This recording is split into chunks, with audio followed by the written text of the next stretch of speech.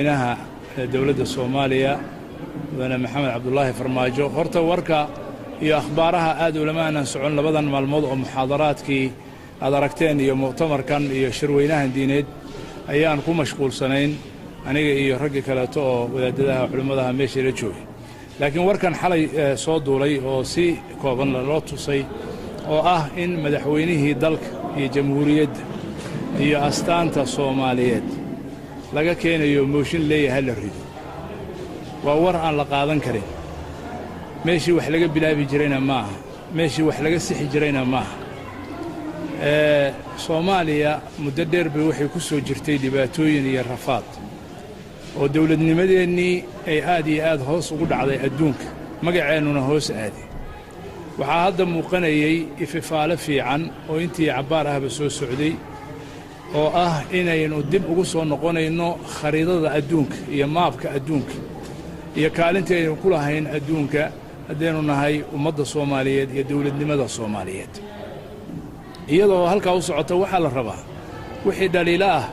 adduunka oo dhan waa la saxaayay sidii qaanuunka ahayd oo nidaamka ahayd in loo saxo lamaan baa jira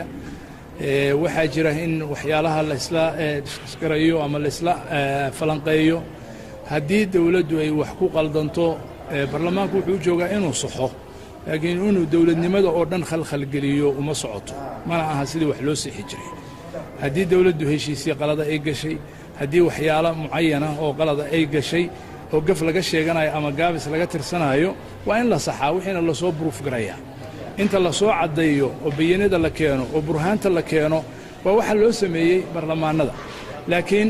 sideedaba barlamaankan oo awalba lagu qaadanayay dadka Soomaaliyeedna ay ku ogolaadeen dawladnimadoodii inay hana qaado aanay ahayn in dadka Soomaaliyeed mid u soo doorteen iyaguna waa ogyihiin dadka barlamaanka jooga way ogyihiin inaan qof iyo cod lagu soo dooran Soomaaliduna inaanay mid u soo dooran meesha in wada laaluush iyo lagu wada yimaado iyo qof walba lacagtiis iyo dantiis waa la ogyahay laakiin waxa soo dhan waxa ummadda Soomaaliyeed indhaha ay uga laabanaysaa waxa soo dhan oo jira bal dawladnimadaadii iyo dadnimadaadii iyo maaragtay shakhsiyadaadii adduunka iyo kaalintaadii ama xoogaa soo noqota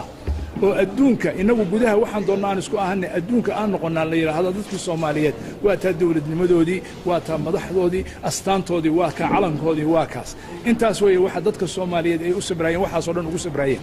waxa ay ogyihiin oo dhan oo jira oo meesha iyo waxa lagu shaqaysto iyo waxa maaragtay